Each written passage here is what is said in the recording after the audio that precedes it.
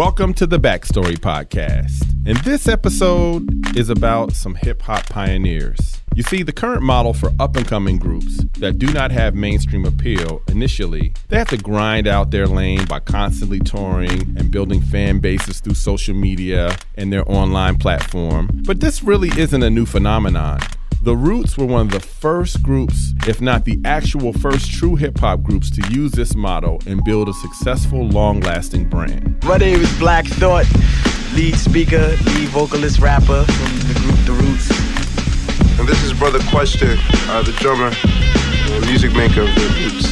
I had an up-close and personal view of The Roots as I was building my career in Philadelphia at the same time they were, watching their rise from street corner jam sessions with a variety of band members for Loose Change, to doing club dates, to worldwide tours, from their independent status to major label status, then expanding their horizons to become the house band for The Tonight Show. The Roots will always be a unique group, and unlike today's artists, they built their empire with no internet, no social media, just hard work and Philly grit. I'll explain that Philly grit a little bit later. They had their doubters, and a lot of doors were slammed in their faces, but they never relented and succeeded despite forces that didn't understand them, led by one of the most underrated MCs in hip-hop history, Black Thought, who still today will outshine most MCs with a special level of lyricism reserved for a gifted few, and one of the greatest hip-hop savants and music influencer the world has ever seen, Questlove. In this podcast, you will hear their story through early interviews I did with them, including an epic freestyle on the eve of the release of their first major album. The house was the dice roll, reality every day, always live. Check the way that I embrace the flame. Black Thought putting craft MCs in the grave, 6 feet below the ground. You know the sound knock you down like a door when it's kicked in. MCs get ripped in the battle. Ayo, I slither on the ground like a rattlesnake. Plus, you'll hear the story about how a major mogul embraced them and used his resources to help give the band more mainstream exposure. This is the Backstory Podcast, hip-hop's first band, The Roots. Support for Backstory with yours truly, Colby Colb, comes from Rocket Mortgage by Quicken Loans. Rocket Mortgage is designed to give you the confidence when it comes to refinancing your existing mortgage or buying a home, letting you understand all the details so you can be confident that you're getting the right mortgage. Info at rocketmortgage.com/Colby.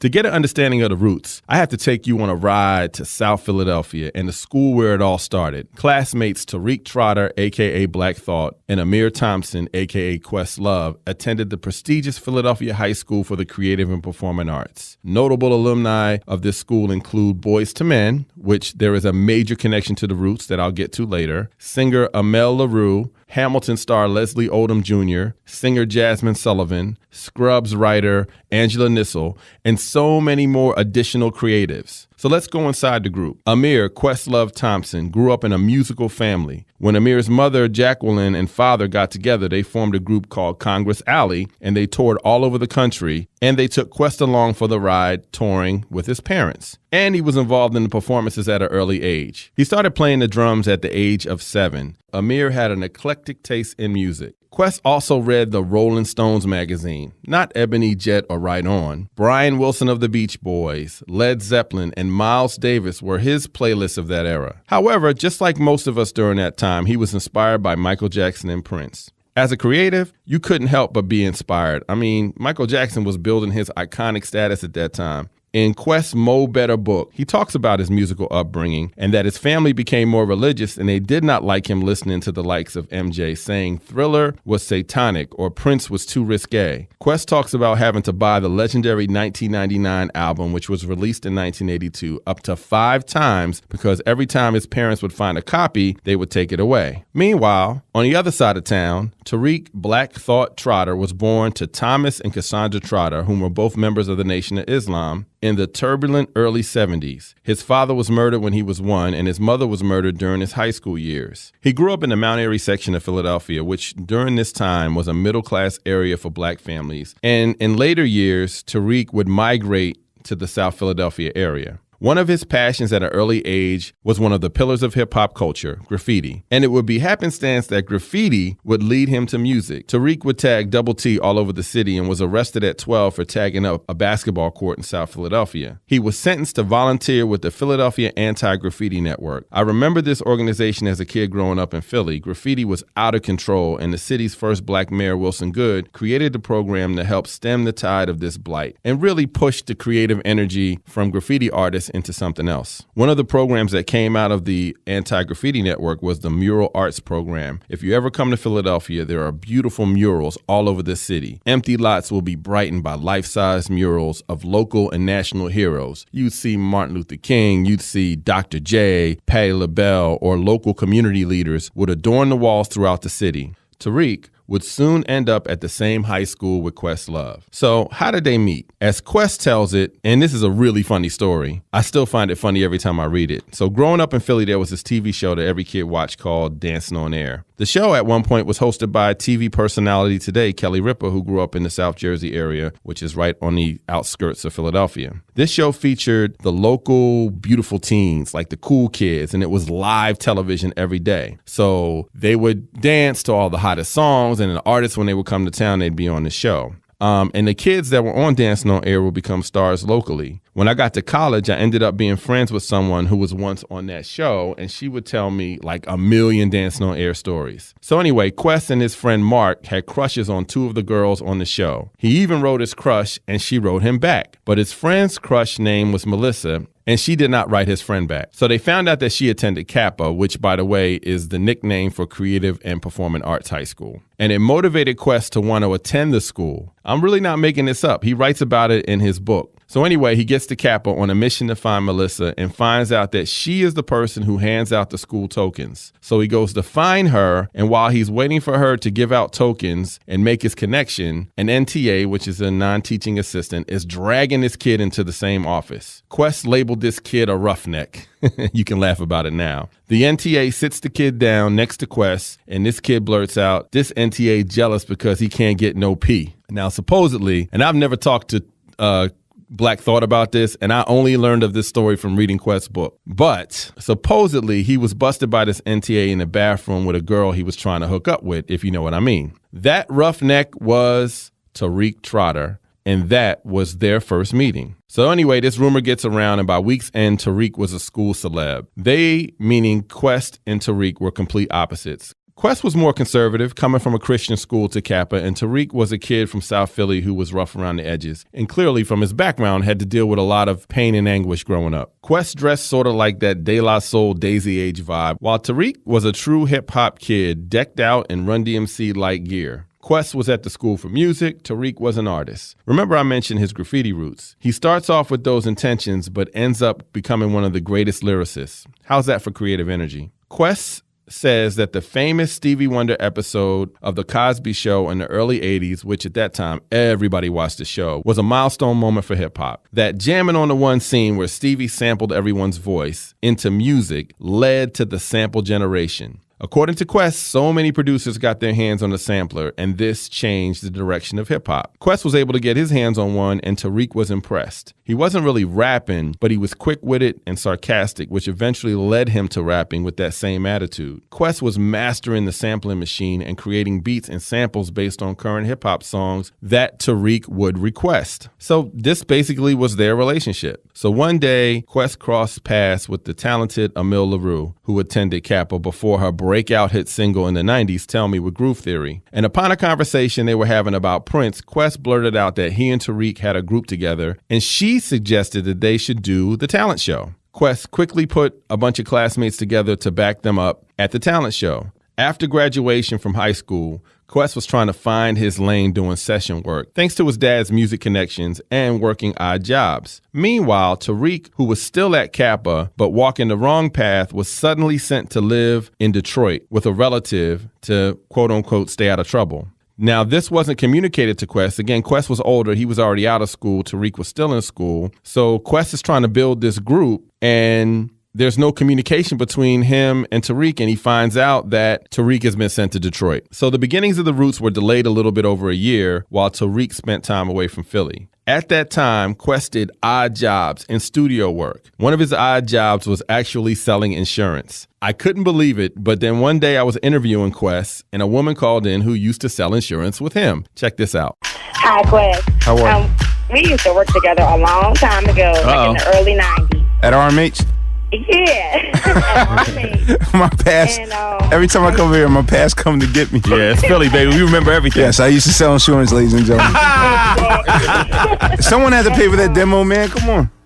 Boy, who's this? Who's this on the phone? This is Shannon from Ardmore. Okay. And I just wanted to congratulate you because even back then, y'all were still doing this thing underground. Thank you. And just to look at you now, I'm like, wow, I'm really proud of you and the Roots. I just wanted to call and tell you that. As you can see, Philly is a big city, but like a small town. So you're always going to get people that are going to connect with you on the radio. And I thought that was a really funny moment that I wanted to share. So anyway, Quest and Tariq weren't the best communicators to each other either, so the early days were difficult, but Quest saw something special in Tariq, and Tariq had a creative connection with Quest, and sometimes life just gets in the way. So wherever Tariq was staying at outside of Detroit, some sort of altercation happened with another person in that neighborhood, and Tariq ends up back in Philadelphia, but at a different high school. It was at that point that both of them were in the same city, and they started working on their group. So one day in 1982, during the Greek picnic weekend, which in Philadelphia is when black sororities and fraternities from all over the country would ascend to Philadelphia, Quest and Tariq posted up on South Street, which is a popular city strip to hang out. They had a bucket for drums and Tariq had a mic. The key to drawing attention to themselves was Quest recreating popular hip-hop beats. It is said that imitation is the best form of flattery. This would be a Roots trademark on all shows. It's actually how I started to like the Roots because I was a straight up hip hop kid, used to turntables and a mic. I wasn't used to a live band, but it really engaged me to see Quest and Tariq like reenact popular beats in that moment. This would eventually be copied by the Fugees, whom the Roots would open up for when the Fugees started to ascend in like 95, 96. In this interview in 1996, I brought this up to Tariq. Now, I was at the Gavin seminar last year, and I saw the Fugees do their thing right before their album dropped.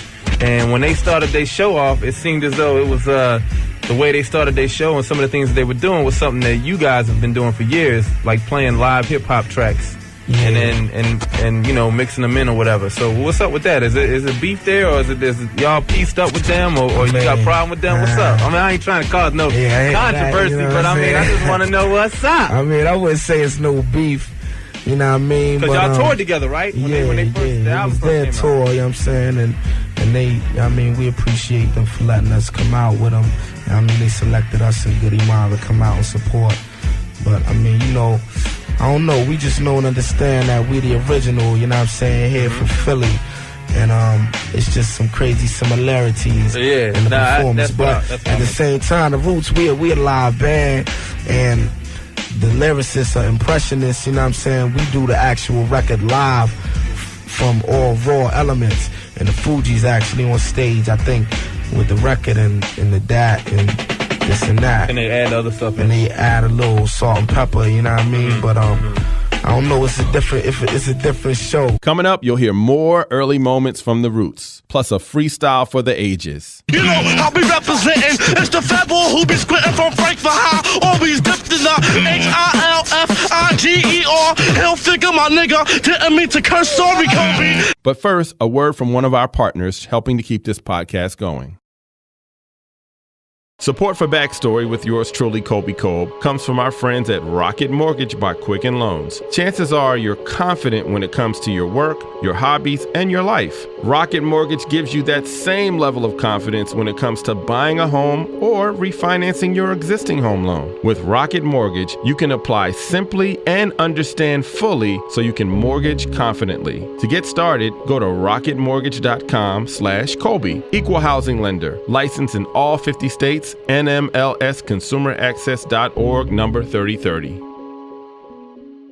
You're listening to the Backstory Podcast. I'm your host, Colby Colb, and this is hip-hop's first band, The Roots. So the guys are playing on South Street, some nights making upwards of $80, which is a lot of money back then. They had a lot of roadblocks with cops, but were able to create this lane for themselves, soon adding other musicians. It was during these street jam sessions that they would collect contacts for other gigs. They would eventually connect with a local radio talent by the name of A.J. Shine. His name was Joe Simmons, and he had a popular hip-hop show on Drexel University's radio station. A.J. and the late Richard Nichols saw something in the guys, who started out calling themselves Radioactivity, then Black to the Future, eventually becoming Square Roots. Now, due to a folk group having the same name, Square Roots, eventually they just became the Roots, but their first independent project was Square Roots. They would start recording their first album. I loved their song that they had called Pass the Popcorn and would play it on my show. It was the first time I really paid attention to the group and what they were doing. They soon released their first album, Organics, independently. The Philly music scene has always been amazing. A lot of great artists and behind-the-scenes individuals in the music business come from Philadelphia. Growing up as a kid, I had a connection in my family. My uncle is the world-renowned pianist McCoy Tyner, a Philly jazz legend who played with the likes of Benny Golson and the great John Coltrane. In Philly in the 70s, we had our own Motown. Gamble and Huff were a creative force. If Berry Gordy's Motown dominated the 60s, then Kenny Gamble and Leon Huff dominated the 70s. I have a forthcoming backstory podcast with the great Kenny Gamble in a few months. Philly was also the second home to hip-hop, which started in the Bronx and spread to all 5 boroughs, but then started to branch out to Jersey, to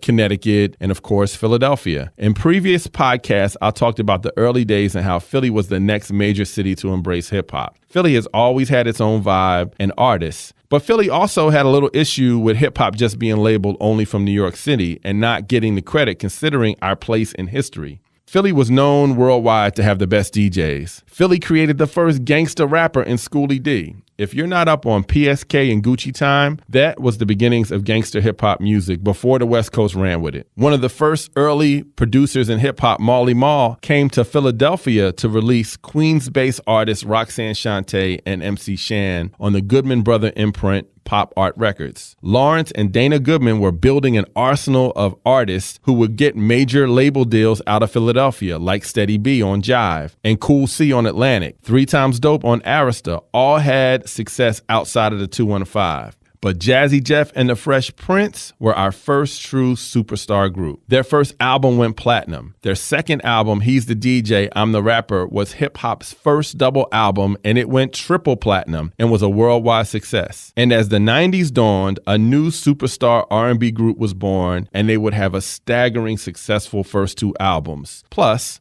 a connection to the roots. Boys to Men were classmates to Amir and Tariq. And I have a connection to them because their story existed because of where I worked at. So they famously snuck backstage at a big concert at the station that I was working at that time. New Edition was on the show. Boys to Men, meticulously with one backstage pass, I still don't know how they got it, kept sneaking each member backstage. They tracked down Michael Bivins behind the stage and performed Can You Stand the Rain on the spot. He signed them right after that moment. A side note, though, about New Edition that I wanted to share, that was a transitional moment for the guys in the group. Everyone expected huge solo success from Johnny Gill and Ralph Tresvant, especially following the monstrous success of Bobby Brown, who had left the group first. Many discounted the remaining members, Bell, Biv, and DeVoe.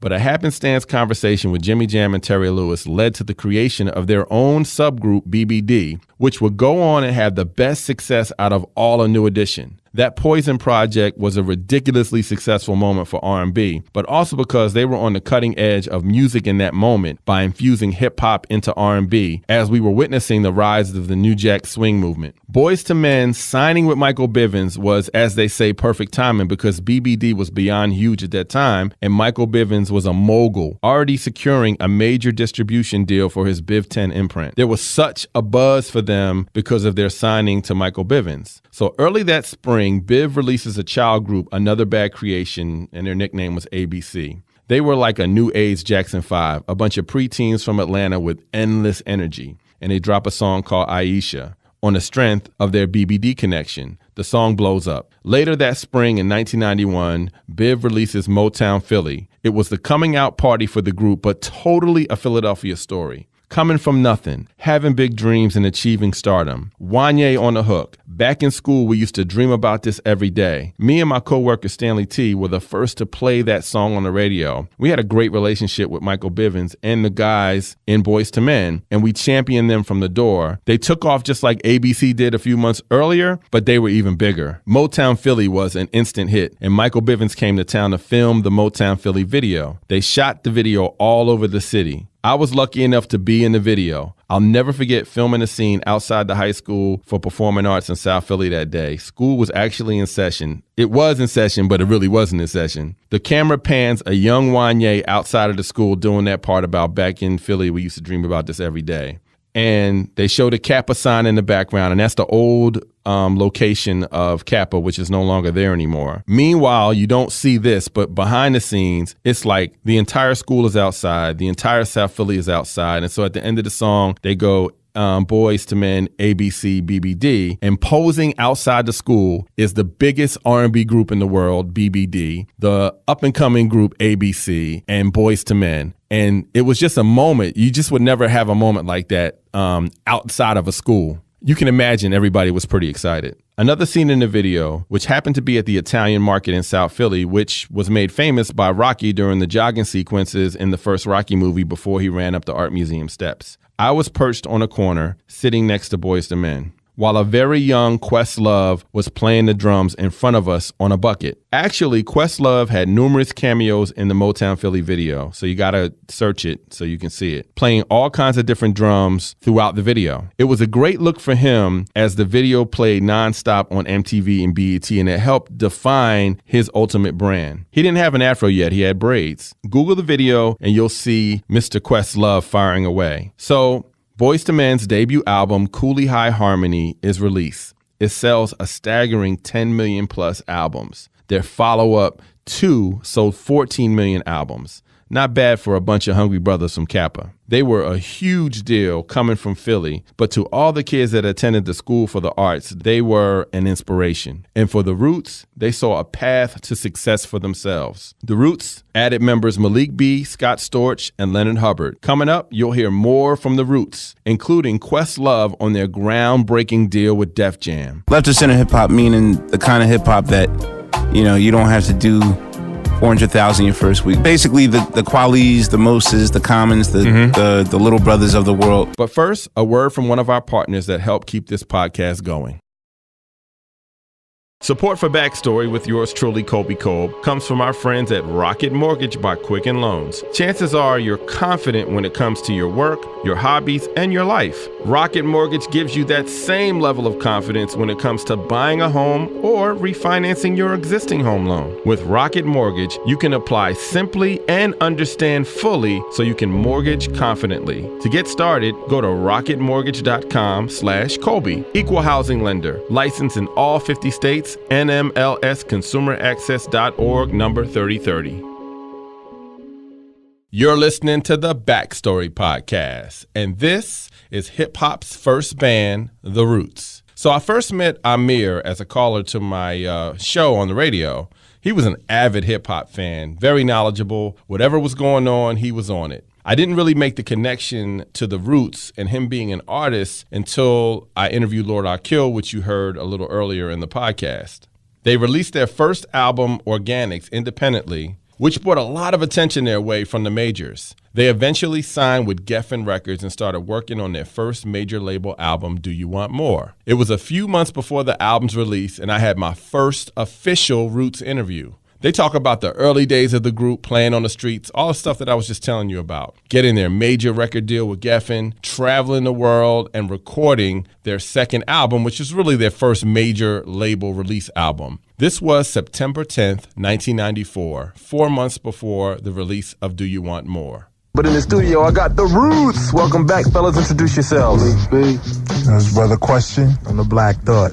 Okay, first of all, congratulations, fellas, on your deal with Geffen Records. It was a long time coming. A lot of people don't know that you fellas have been around. Y'all been doing, I can remember maybe like 4 years ago, I think it was about 4 years ago, you guys started out, and you guys have worked really hard to get a deal. Tell the people some of the things that you went through to get your deal. Well, we, like back in 92, we used to play like live on South Street, you know, Right. and just, you know, play for loose change or whatever. And then from there, it just sort of evolved, and we started doing like a lot of shows, and then we did some New York stuff, and then we went overseas, and next thing you know, like when we came back from Germany last year, we got a record deal with Geffen Records. We signed in December, and we completed the album earlier this year. You know, it'll be out October 25th. It's entitled "Do You Want More?" Okay. 18 All right. songs. Right, and the title track is actually a shout out to everybody around the world, right? Yeah. Yeah, okay. Well, Philly first. Philly, of course, you know Philly, and then you go, every part of Philly. then you first. go everywhere else after that. Now, you got this first single that came out, it's called Distortion is Static, and what's that all about? Because a lot of people don't understand it. And if you look at the video, you get the concept of what you're trying to say, but explain to people what that means. Well, like the concept of that song, Distortion to Static, is just, you know, like basically like describing what the music sounds like, you know what I mean? Just like all this different stuff going on, and static is like the backdrop, Right. you know? So like the music serves as the distortion, and with the laughter in the chorus, it's just like, you know what I mean, like an evaluation of the industry's lyricists, you know what I'm saying? Right, and right. it's just like, there's a lot of kids out there that's pitiful. There's a lot of kids out there that's getting deals that's Right, like right. very, very larger than life. Right. You know what I mean? But I mean, they just can't represent lyrically. Right, and the It's real funny. true MCs You know don't what I'm get saying? deals. Right, but the real true MCs know it. You know what I mean? That's Right. why we laugh and it's Right, like, right. you know what I'm saying? Tell people what they can look forward to on there. You can look forward to, you know what I'm saying, just like an album of completely live music for one. You know, there's no samples on this album. Right, Everything right. is live instrumentation. Versatility. And then, like just a bunch of different lyrical styles, you know what I'm saying? From tune to tune, our whole rap format varies and switches, you know? Different moods. And there's a lot of guest appearances by other musicians and other vocalists. We got my man Dice Raw in the house, representing Logan Valley of Death. Okay. You know what I'm saying? Young boy, he coming out from the sinking lands. And you know what I'm saying? He's representing on the album on this tune called The Lesson, as well as on the remix for Distortion to Static, which will be out pretty soon. Right. And we got my man Rozelle on the album doing human beatbox on a couple cuts. It's just like a bunch of different flavors, you know what I'm saying? It's something on Do You Want More for everybody. Right. And you fellas definitely got a little, that little old school flavor, the little new school flavor. It's all represented in the records, and it's you know, it's fat. I mean, you know, what can I say? I mean, I tell everybody, yo, the Roots. Because I can remember, I remember AJ always saying, yo, I got this group, The Roots, and I would hear so many stories about you, and you would do so many shows here. You did like a million shows in Philly, all over the place, and, you know, you definitely paid your dues, so much props to you guys, and hopefully y'all make a lot of money and live large and be able to make music and live in this industry, because it's really hard.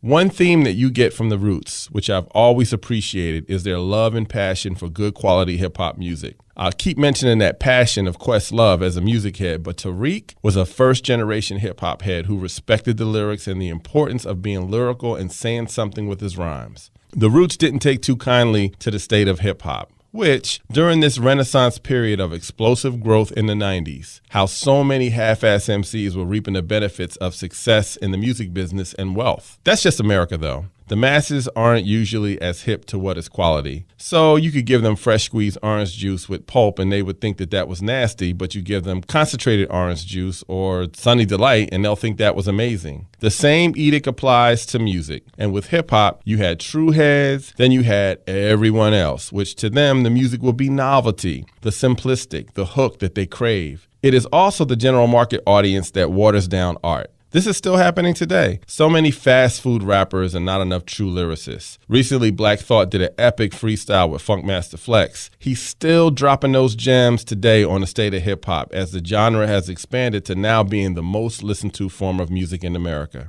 The Roots were special. There wasn't much samples in their music. It was all original. In all the interviews that I'm sharing, you'll hear this from them. Now, I can admit I was probably part of the problem in their eyes early on because I would be playing a lot of this music from artists that couldn't cut it in their eyes. It was a tough spot for me to be in, but I always respected and appreciated them for being true artists. On the dawn of 1995, they would release their debut major label album, Do You Want More? They also added a few more members, and you'll notice along the way, they're never the same. They're always picking up new guys. They brought on Scratch and Rozelle for live beatboxing and added a kid who could just rhyme with the best of them, who at the time was a junior in high school. His name was Dice Raw. His name said it all. We had an old club in Philly in the late 80s and early 90s called the Cat Club. It was in the basement under several stores on Chestnut Street in downtown Philly. They got a new owner. His name was Dominique, and he renamed the club Club Fever, just like the classic New York City hip-hop club in the Bronx. And I cut a deal with him to do hip-hop events on Saturday nights. This club was as grimy as they come, like a total street spot. I would bring a who's who of artists every Saturday night. It was a majority black club, but the coat girl was a cool teenage white girl named Alicia who didn't take no shit. This cool coat girl would end up becoming the pop superstar, Pink. In this club, I had Biggie in 95. I remember folks paying $100 a pop to see him. It was Junior Mafia's first performance outside of New York, and I famously remember Little Kim, who had red lipstick on, passing the mic back to me after performing Players Anthem, and it was red lipstick all over the mic. I had Mobb Deep perform during Shook One's time, and man, were they amped up. Because this club was downtown, kids were coming from all over the city, so it was common for massive fights to break out. I mean, these would be just epic fights. And I remember Mobb Deep sitting in the VIP watching these fights, and they got so amped up that they started fighting each other because they wanted to get in on it. And that night, they totally trashed the hotel rooms that we got for them. It was pretty interesting. I remember Steve Rifkin, who ran Loud Records, his little brother Jonathan was responsible for them, and he was totally overwhelmed. That was the fever, though. So, like, I had ODB, I had PMD from EPMD when he went solo. I had Common. So many artists would do that club on my night. I also had the Fugees perform there as well in 1995. I remember being worried because they had live instruments, and these kids weren't used to any kind of instruments except a turntable and a microphone. But to Wyclef's credit, he knew how to woo the audience, and they used that roots trick of doing live hip-hop beats with instrumentals, and this was the calmest night in the history of Fever. I thought I was at the wrong club. So when the Roots were coming out with their album, I had to invite them. So this was 10 days before the release of Do You Want More in this interview that I'm about to play. They talk about touring the world, the anticipation of this album. Then you'll hear like an epic freestyle with a special guest, Bahamadia, who was a local Philly performer who got a major label deal as well. This was January 6, 1995. What's up? What's going on? Yeah. What's happening? Welcome home. I know y'all was in Europe for like... Yeah. How long was y'all over there? Yeah. Tell everybody what's that... 2 months. Tell everybody what it's like to go from the streets of Philadelphia over to Europe and represent. Ich will dich auf den Tisch. Wann I mean, it's all... I mean, hip-hop is respected everywhere, right. You know? So they respect it just like it is over here. So I mean, it's all the same. Mm-hmm. You know what I mean? Okay. Well, first of all, everybody introduce themselves and get a part of town. You know what I mean? But yo, this the Black Thought. You know what I'm saying? Where you from? Where you from? Black Thought, Southern Snyder Ave represent. You know what I'm saying? The Southern. What? South Philly. Word. This is Brother Question representing 52nd Street, West Philly. What do you think? Peace. This Kamal representing Mount Airy, Stanton Ave, nigga. Yo, this is Malik Beast. Hey, yo, Malik B. Malik B, yo, you know what I'm saying? Represent South Philly. Yo, this is Rozelle, the Godfather, representing the Boogie Down, New York, in effect. You know what I'm saying? I don't even try to play the borough, because it's thorough. So why don't you explain the new member of the Roots? Wow. Oh, you know what I'm saying? Tell everybody what's up. Word, yo, we got we got 2 new members in the Roots, you know what I'm saying, right through here. We got my man Kamal, who recently joined the group. He's on the keys, you know what I'm saying, my man right over here to my right. And also further to my right, we got Rozelle, the Godfather Noise. You know what I mean? New vocal percussionist / DJ / beatbox, you know what I'm saying? How'd you come across these new members? Well, I met Rozelle in 93. Yeah. You know what I'm saying? I met Rozelle in 93 up in New York at a poetry and yeah, you know what I'm saying, at the spot called the Cooler, where it was like this poetry and music slam. Right. You know what I mean? He was doing all of the music for everyone though. Right. You know what I'm saying? And I met him there. I saw him perform a few times with Supernatural and all, and we got to know him, and we booked Rozelle and the girl Shakita he performs with to play at our signing party at the Troc last year. Okay, I remember that. So, you know what I mean? Our relationship built from then. We hooked up, he worked on an album, and he did a European tour with us, and he kind of just amalgamated into the group, you know what I'm saying? Okay. All right, now you got this new single out, Proceed. Of course, the first single, Distortion to Static. Word. And finally, I hear the album comes out. Was it next week or the week after? January 17th. Two more weeks. Final. 17th for this month. 17th. Well, actually, a week from this coming Tuesday. Do You Want More? And I've had that album since last winter. The beginning of time. And how's it feel to finally have it come out? And tomorrow you're going to have an album release party here in Philly. It's going to be kind of nice. How's it feel? The album's finally coming out. Because your brother's been doing this for so many years to put this album out. I mean, it feels good, Colby. You know what I'm saying? Let's have it. 1995, you know what I'm saying? It's like, yo, you know what I mean? It's long overdue, I feel. You know what I'm saying? So we just ready. We ready to get it out on the streets and into people's homes so we can see what type of response, you know what I'm saying, we gonna get. Well, you're going to get a lot of response here in your hometown. Very anxious, you know. And I know you brothers want to do a little something right about now, right? Oh, yeah, true. Okay, all right, I'm going to bring the music down and let's see if we can do a little something. All right. Yo, you can hear me up? And check out the newest member of the Roots. Yo, Rick. Yeah. You can hear me? Yeah, I hear you. All right. Yeah, Philly representing. This is how we do it for the 9-5, baby.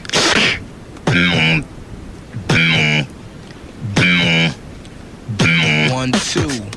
1, 2. 1, 2. Microphone, check 1, 2. Mr. Black Thought in the house, 1, 2. Hey yo, we got come all in the house, 1, 2. The brother Question in the house, 1, 2. Rozelle the Godfather in the house, 1, 2. Check it. Bahamadia in the house, check it out. The minds of soul click in the house, check it out. Hey yo, my whole crew is in the house. Got my man E representing in the house, plus the dice roll. Reality every day, always live. Check the way that I embrace the flame. Black Thought putting craft MCs in the grave, 6 feet below the ground. You know the sound knock you down like a door when it's kicked in. MCs get ripped in the battle. Hey yo, I slither on the ground like a rattlesnake tail. My style's never frail, never fail. Black Thought ever, or better I forever sail on the water just like the ocean when I'm quoting styles. You're provoking the brother, took an open eye. Pile it on layer after layer. And yo, you check the way that I display the rap flavor like cake. These are the breaks like Curtis. Blow Black Thought, I'm at your service. MCs, you get nervous and leave from the scene. Yes, it's number 1 and I shoot styles like a gun and MCs start running. Yes, to the head, what? It's the Black Dread, etc. X said it's about the feds and papers. You catch the vapors and cry. Yes, you can kiss my when the sun don't shine. Stupid mother, Randy, you wonder can he? I better sustain, maintain the grooves, all about the grain which I go against. I'm flowing since I represent the southern respect. Got the catch wreck for 7 for Snyder ass, breaking MCs in half. I put my mic into your backbone, then wreck your spine. Get all up into your mind and mental. Trace your body with a stencil outline. And then I climb levels on the ladder, kicking MCs in the bladder. My dialect's getting fatter. Black Thought shatter your matter. Yes, it's like that. Cataclysms, nepotism's what I'm practicing. Yo, I never lack this in a battle of better. In fact, Black Thought from the object stack. My props, it goes on and never stops. Calling cops, kid in both seats. I take the lead and I shall proceed. We got my man, Dice Roar, where you at, my young boy? Get on the mic at the count of 4. Ill dialect, got to keep it hardcore, kid. 1, 2, 3, 4. Yeah. Well, here comes the kid from 11th and Loudon. MCs wanna flex on, heading for the clownin'. The Glock 19 is combat, ready for combat. MCs want beef, we can have it where it's at. Nice Raw, the most corrupt young boy you'll ever see, or 7 Saw, the most corrupt. You know my stilo, and I represent the low life click. Where BB, where you at? Coming strapped with the 45 gap, busting straight through your backbone, ripping out your spine, going all out for mine. In the year 95, last year was 94. It was the time, the days for the most corrupt, bashing you in your head. What's up, sucker duck, crab MCs, laughing at me. I cause catastrophe to those who pick up the mic and sound so giddy. I'm causing tragedy. strategy, misconceptions, flexion with injections. It's lethal. MCs with a pistol. I'm up on the ad with my Puerto Rican squad up in Bristol. You know how we representing. It's the fat boy who be squinting from Frankfurt High. Always dipped in the HILFIGER. He'll figure my noggin. Didn't mean to curse. Sorry, Colby. MCs know my style comes Dolby. Direct when I catch right. I'm caught back like a tech. Nah, here for you and yours. Most corrupt mother fool. I can't say it. I'm out. Hey, yeah, don't stop. Bahamadia in the house, you don't stop. Bahamadia in the house, you don't stop. I represent on the mic with the real check it out, live and direct, no special effects. Metal, mono, and no remote on cassette. My flowing is perfect, plus my text is complex. The vocals reflects, but bending in the heads. Mics, I caress them, the E to the S. Hypokinetic, shove the motion. Beyond X brand, I duck X clan. So I check their words like vainglorious. Bust verbs like black kids filled up with pus. Freestyle rust like trips on Angel the Huss. Vocab infamous and dangerous. Flowing through my mental air ducts. My poetry's in motion, coast to coastin'. On body now, I'm a Colby, the host in the roots. Like H-Town, I'm knocking the boots. Excuse me for the bloops and the blunders. I'm out like Stevie Wonder, cause he saw me when I was 5. Peace to the bottom. You don't stop and you don't quit. Just like that, representing with it. Got my man Curl Hawk over MIC. You got the represent for the Mount Airy and Lower Ave on the behalf like this. 1 to the 2 to the 3, don't miss. Yeah. Check it. Yo, originality plays a key. You don't understand me, my style is kinda hectic. Hit my checks and I come off with a topic. Niggas know the time, yo, I'm bound to rock any topic. I drop it, lyrical format. You don't understand me cause your style is kinda whack. Intertech, intertwine. Yo, I gotta cool out and chill cause I'm on the radio station. Taking duplications, elevation, domination. I be flowing, my lyrical type of lingo. Put your chips on the table, time to play bingo. One time, let me in, I begin.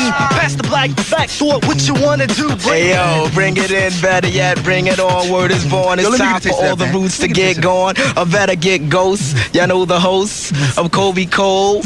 But I'm supposed to do the beat for my man Rozelle, the Godfather, so he can rock well, excel, it goes. Here we go. Yeah, people been sleeping on the lyrical style, but we're gonna flip it like this. Check it out. Who's the man? Rozelle's the man, so you pass the method. 1200 styles, crush your coupe without no effort. Let me flip my vocabulary, vocal acrobatics, microphone dramatics. I can jam like automatics, 9mm, 12 rounds, one in the chamber. Russian roulette, you can bet there is danger. Number 5 in the billboard with the bullet. 500,000 on the trigger, so let me pull it, cause I'm about to blast you off the charts in a minute. I'm dynamic, heart like ceramic. MCs panic, so let me freak the flow. I like you know, your mama know it. Oh, you Superman MCs don't even try to play heroic, cause your album's so whack, don't even have a rack to sell off. My leaves from a tree in autumn, your crew fell off. So next time you want to rock the mic, so do it well. I'm trying to tell you now, because my name is Rozelle. The roots in the house, representing for the 9-5. Check it out on 99 when we kick it live. This project was the start of radio airplay for the group. The Do You Want More album had songs on there like Distortion and Static, Proceed, and Silent Treatment, which were big songs for us, not just for the hip-hop show, but we would play them in rotation. They even did a remix of Silent Treatment, which featured a track from the Philly classic song Kick the Ball from the Crown Rulers, who dropped an album back in the day called Paper Chase in 1988. Tariq, the true hip-hop head that he was, does a remix to Silent Treatment with that same track and exposes this to the world. That's one of the reasons why I love hip-hop so much. You can have endless moments like this. So Do You Want More comes out, it does okay. Eventually, 20 years later, it goes gold, but it really put the Roots on the map nationally. They started working on their second album, Philadelphia Half-Life. Scott Storch had left the group and was replaced by Kamal, who manned the keyboards now. Scott would go on to become one of the great producers of the early 2000s. He would come back to assist the Roots on a couple of their tracks. Scott left to go work with Dr. Dre in Los Angeles for a few years, and the first song he produced with Dr. Dre was Still D.R.E. Jay-Z actually wrote the lyrics for Dr. Dre on that song. Scott would go on to produce the Roots' first major hit single, You Got Me. He did Fat Joe's Terror Squad anthem, Lean Back. He partnered up with Robert Waller, a.k.a. EST, from the Philly group 3 Times Dope, and they produced and wrote Baby Boy, Naughty Girl, and Me, Myself, and I from Beyonce's debut album, Dangerously in Love. Yeah, Scott was a beast. He also did the smash record Let Me Love You from Mario. He did Candy Shop just a little bit from 50 Cent. He did Chris Brown's first single, Run It. Scott would amass a fortune of almost $100 million from producing music. So the Roots were ready to release their second album, and the first single was Clones. It was their salute to the elements, the pillars of hip-hop culture. Black Thought had this memorable lyric, and it still resonates today. I love this lyric. I told you I'm the rap predator. You insist to imitate what for? Superstar niggas is 10% real, 90% invented for a fucking record deal. Coming with something veterans can't feel. I hit you like a steel anvil because you grabbed off the next man's skill. But still, I remain mellow, seeing the theatrics of Othello run over the tactics of the CLONES fest. The phoniest cats is felonious. You see, the Roots wanted respect by the masses. Quality sometimes takes a back seats to just okay average. The Roots were a fine wine. Their second album, Illadelph Half-Life, came out a few weeks after the death of Tupac. Now, I've mentioned this in previous podcasts. 1996 was an amazing year for hip-hop. The list of quality classic albums that came out were endless. Now, in Philadelphia at that time, the city was enthralled with Jay-Z, who had dropped Reasonable Doubt that summer. Biggie was still the Don, Busta was that star, but then when that Clones came out, you had to bow down to the Roots. Shout out to Malik B, Dice Raw, and Black Thought, and shout out to Mars for the setup. I love the song and the track. Inside the song, he talks about doing a show in Philly and folks didn't applaud. They were getting so much love around the country, especially in LA, and I did not realize that until I went to see them perform in LA, and I was like, oh, okay, like the Roots were really special. They were getting so much love around the country, especially in LA. So this is my third interview with the Roots. I remember recording this earlier in the day on September 13th, 1996, and I aired it that night, and that happened to be the night that Tupac died. So this was kind of before we knew that he died. So this is my third Roots interview. The Roots is in the piece. What's up, fellas? It's the Roots, you know what I mean? Introduce Black yourselves. Representing, Bad Lieutenant from the Illa Fifth Dynasty. We got my cousin Mad representing the Illa Fifth. Mars Co-op. You know what I'm saying? My man Elo in the house representing. We got the Dice Raw and Militant. The whole rest of our squad, you know what I mean? Peace to Bahamadia. That's what's up. No doubt. You know what I mean? Philly definitely representing the Roots. The second album's coming out in a few weeks, right? What's the date on that joint? The 24th of September. Okay. It's a Tuesday. Okay. You know what I mean? So let me ask you, man, what's the difference between this album and the last album? Yo, I mean, it's just a graduation.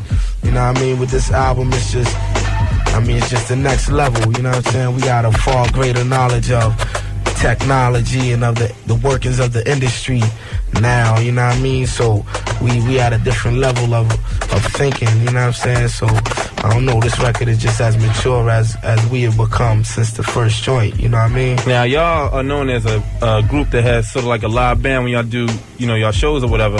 But this album, the cuts that I heard so far, they sound they don't sound like the same records that you had on the last album. Yeah, well, the group, I mean, it's a band. We definitely a band. Mm-hmm. Like, that's the group. So we still get a band in the show. True. I mean, it's just we don't hire a band or whatever. I mean, that's what the Roots is. Mm-hmm. But at the same time, we know and understand that for something to be palatable and for something to be radio playable and club thumpable and this and that, you know what I'm saying? There got to be a certain sound. So we sampling ourselves on this album a lot.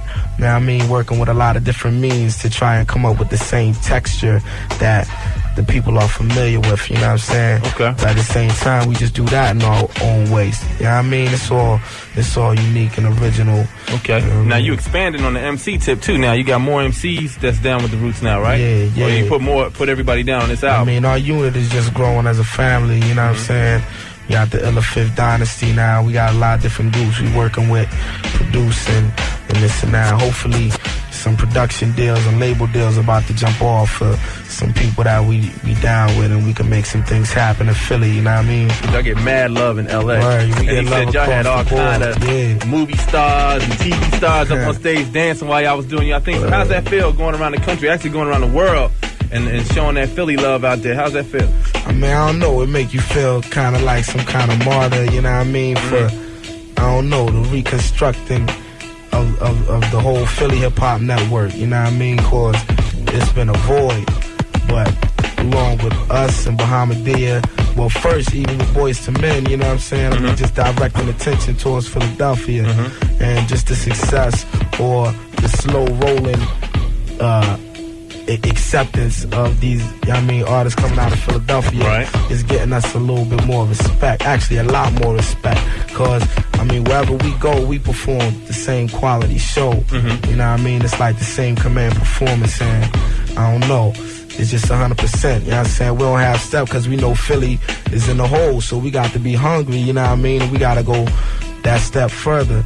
So, I don't know, we attacking it like we hungry, and it's showing and people appreciating it, you know what I'm saying? Because they feeling entertained.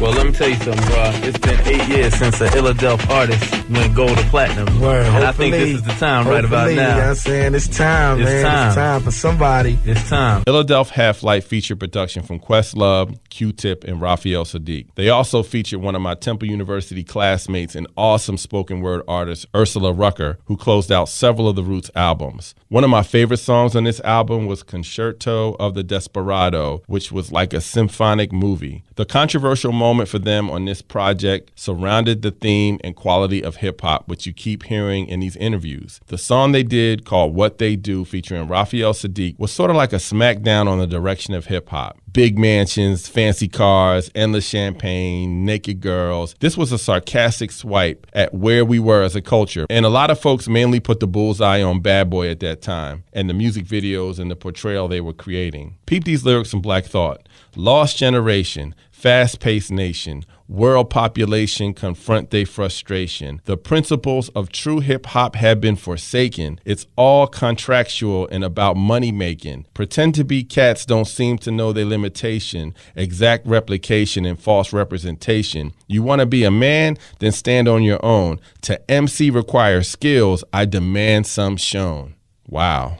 Go ahead and Google a video and peep out how they did it. Folks were really upset, including the Notorious B.I.G., because the set of the What We Do video looked identical to the One More Chance video. Questlove stated on the Juan Epstein podcast last year that Big was a huge supporter of the Roots and was angered by the What They Do video. Biggie publicly stated that the Roots dissed him in the source. When asked for a comment, Quest decided instead of responding, he would pen an op-ed explaining their position, but sadly Biggie was killed the next day and they didn't get a chance to make amends. Philadelphia Half-Life was a success and it went gold a few years later, but they would continue to build their reputation and lane in hip-hop. It was a very weird time when this album came out, sandwiched between the deaths of Pac and Biggie. The Roots would intensely hit the road, doing upwards of 200 shows a year around the world, and they didn't need any new music to come out and stay relevant like most groups did. It would be 2.5 years until the next Roots album, but this one would be the breakthrough album that they were waiting for. Things Fall Apart. This album was recorded at the Electric Lady Studios in the Village. This was an old nightclub converted into a studio. The great Jimi Hendrix was constantly looking for the right space to record, and this studio was built with him in mind. Sadly, though, he died a few weeks after the studio opened. While the Roots were recording Things Fall Apart, there was a creative energy flowing through the studio as the Soulquarians collective was born. The core of this collective was Questlove, Q-Tip, D'Angelo, eventual Roots member and fellow Philadelphian James Poyser, and the late Slum Village member and brilliant beatmaker Jay Dilla. They all shared the same astrological sign Aquarius and were the core of this creative team. Other members included Common, Mos Def, Talib Kweli, Bilal, Erykah Badu, and a few more. So in the magical Electric Lady Studios, you had all this energy. Erykah was working on her Mama Gun album. Common was working on Like Water for Chocolate. And this was a few years before Common and Erykah started dating. D'Angelo was working on his Voodoo album. You remember the song Untitled. That was created in that energy. As you can see, Quest was involved in a lot of projects, but it was time to take some of this creative energy and apply it to the Roots, and it paid off. The Roots were ahead of the game when it came to supporting other local Philly energy. The first single featured Beanie Sigel, who had recently been discovered by Jay-Z and was signed to Rockefeller. The Adrenaline track was infectious and typical lyrical mayhem, but the story of this album was the low-key smooth song You Got Me, written by Jill Scott, who was another one of my fellow Temple University classmates who built a reputation locally from her time performing at the 5 Spot, specifically an event called Black Lily, which happened on Tuesday nights, which would feature some of the best local talent in Philadelphia, including Jill, the great Jaguar Wright, Floetry, which featured the great Marsha Ambrosius. It was a creative garden, especially on Tuesday nights. And you wouldn't be surprised if Prince showed up or Erykah Badu. It was always an awesome experience. So anyway, back to Jill. She co-wrote You Got Me, which also featured a young star who was about to explode on the rap scene later that year named Eve. She was down with DMX, The Lox, Swiss Beats on the Rough Rider label, but the world first heard of her on this song. So even though Jill Scott wrote the addictive hook, MCA, the label at the time, wanted Erykah Badu to sing the hook because she was the more well-known singer at the time and gave it some star power. Man, I'm going to tell you, those executives were so far off. I don't know this for a fact, but I'm sure this fueled Jill, whose debut album came a year later in 2000, and she set the stage for an amazing career. It was like the rest of the world would find out about our great local treasure, Jill Scott. You Got Me was an instant hit, soaring up the R&B charts, and it actually hit inside the top 40 on the pop charts. This was the breakthrough moment for the Roots. It would garner them several Grammy nominations, and they would win for You Got Me. The album went gold, then eventually a few years later went platinum. In 2002, they would drop Phrenology, which featured another You Got Me type of song called Break You Off, featuring a burgeoning Philly R&B singer named Musiq Soulchild who was signed to Def Jam. Phrenology went gold. The next album was Tipping Point, and that was their last album on the Geffen MCA label, featuring the Scott Storch-produced Don't Say Nothing. Now remember, Scott was nuclear hot at that time in the 2000s, so this track was crazy, and the video was futuristic and animated. Black Thought must have been tipping us off to the future of hip-hop as he mumbled the hook of the song on purpose. That was a banger. Google the video and you'll see for yourself. There's lots of homework for you from this podcast. So during the 2000s, Questlove was forming a bond with Jay-Z, who at the time was a big fan of the Roots, and asked them to back him up on his 2001 live album, which also included Philadelphia and Jaguar Wright. They also backed him on the 2004 farewell concert he did at Madison Square Garden. I remember that concert well. I was there that night. It was a star-studded who's who in hip-hop and R&B coming together a few days before Thanksgiving to support the supposed final performance from Jay-Z after the release of his classic Black Album. Jay-Z stunned everyone in the industry and the world by becoming the president of Def Jam, working directly with label head L.A. Reid. He went to Questlove and asked them what they wanted to do since their previous label had merged into Interscope, and they really didn't have a relationship with Jimmy Iovine, who was the head of Interscope at the time.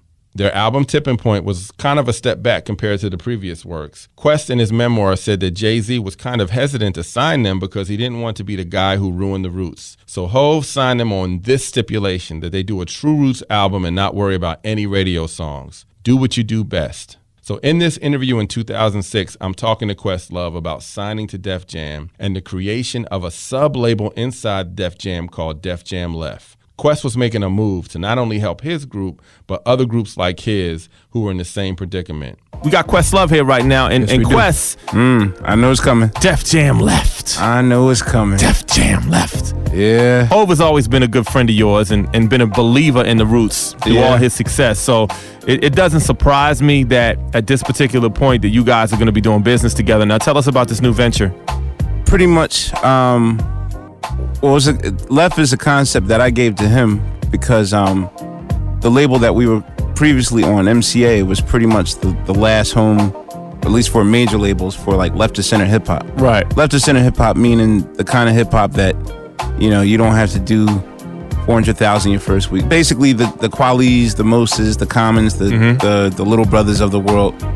You know, I kind of sold him on the idea that, you know, he basically just asked, you know, like, what ideas do you have if you would like to run a label? And I told him, I said, you know, the whole idea of artist development is totally lost. Like, the Roots didn't even go gold until our fourth album. Right.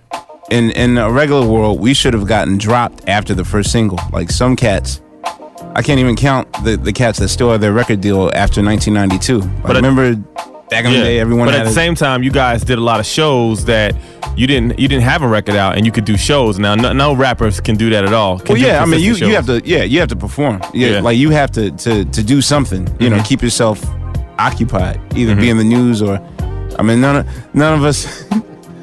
None of us got shot. And nobody killed anybody in South Philly or nothing. No. Yeah, we pretty much had to just do 200 shows a year. So, I mean, I told him.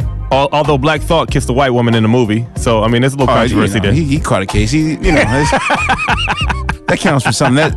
That kept our meter alive for about 3 months.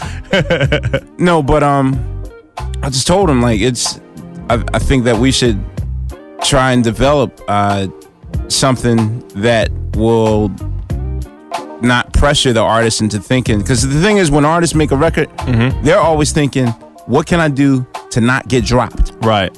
And then that's why you see everybody doing the same thing. And they sell out sometimes against what they really want to do. Yeah. And I don't even think it's a sellout thing like, let me get rich. I think it's just let me keep my record deal. Right. You know, so who's doing this? I got to do that. Who's on Def Jam left, though, besides you? Right now, I mean, we're officially on Def Jam. Okay. But we're establishing Def Jam left. Okay. There's about 3 artists that, you know how secretive he is. Oh, yeah. You know, he won't Sagittarius, man. He keeps things under his hat. So he don't want me to say nothing, but there's three well-respected, well-loved MCs on that level. Talib Mos Def. No. Well, we tried for Talib, but he went to Atlantic. Okay. But there's 3 very well-respected MCs from that raucous period. Okay. That we're trying to have a little army with us. All right. So when are you officially coming out? Game Theory. Well, we got 3 albums coming out. Believe it or not, 3 albums in a row, back to back. November 15th will be our last 2 records for Interscope. Okay. That's called Homegrown. Okay. The Beginner's Guide to Understanding the Roots, Volume 1 and Volume 2. Jeez. It's 36 songs. Wow. It's not a greatest hits because we don't have hits per se, but it's just basically rares and B-sides and live stuff. So it'll be like a new album. Okay. And then Game Theory will be out in late April. And that's the first Def Jam left. That's the first Def Jam record called Game Theory. Okay. All right. Well, Questlove's in the studio. If you want to talk to him, hit us up on the beat lines. Of course, everybody here in Philadelphia is just excited because it's a new venture. And, when Hov gets behind something, he's full throttle. And he always been a fan of you guys. So he wants to see you guys attain a success. And he's hinted in his records, in the Black album, he hinted on wanting to do what he's doing with you guys right now, wanting to make music like that and change the game. So it is very exciting. Yes. And it's always exciting when Philadelphia is a part of that. The Roots would expand their horizons through a very loyal fan base. In 2009, Jimmy Fallon was given the late night job on NBC after The Tonight Show, and he had the Roots as his house band. Several years later, Jimmy moved up to host The Tonight Show, and the Roots moved on with him. They continue to tour all over the world and release music. On the strength of their manager and business partner, Sean G., the Roots have expanded their brand. In 2008, they started an annual event in Philadelphia to set the summer off, where they would bring together some of the artists they liked, called the Roots Picnic, which has grown into one of the best music festivals in the country. The Roots have inspired a legion of other creatives, and not just from the music side. It's not uncommon at a Roots show to rub shoulders with a famous actor, an artist, a dancer. So that's the story of hip-hop's first band, The Roots. Special thanks to DJ 1+2, special thanks to T-Storm, and of course, special thanks to The Roots. It's been an honor and a pleasure to work around these guys over the last 20-something years. Coming up next on the Backstory Podcast, one of hip-hop's greatest lyricists, Nas.